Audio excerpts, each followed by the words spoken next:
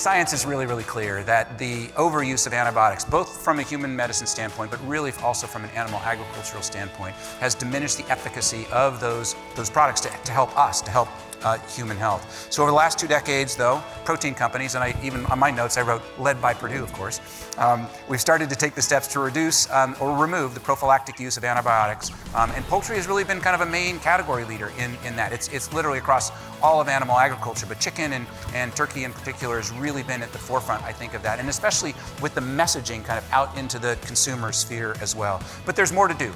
So when you give animals antibiotics, you drive those bacteria in the animals to become resistant to those antibiotics and then cause drug-resistant infections in people. That's why we're here. That's why this is so important. That's why the leadership of Purdue has been so important over the past 20 years, because they've really driven the poultry industry away from routine antibiotics.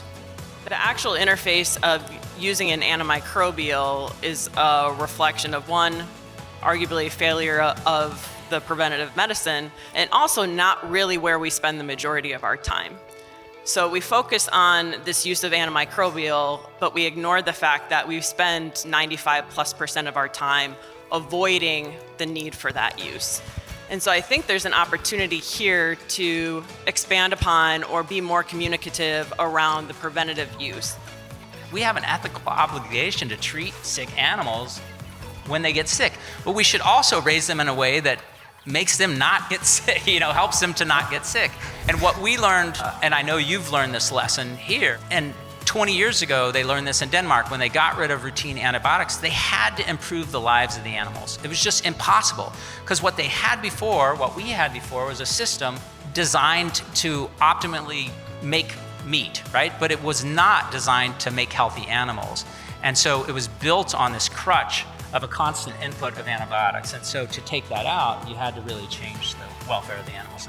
The cool part about No Antibiotics Ever is it took us to a million things that have other benefit. Michelle mentioned this, the finding projects that are win-win, that have multiple opportunities to, let's just say litter again. Litter gives you better air, it gives you better feed, it gives you better food safety, like salmonella levels, controlling litter moisture. So these win-wins are big, and pulling antibiotics out of the feed led us to things that took us in a direction that really helped us in a number of ways, and those are true about a lot of projects.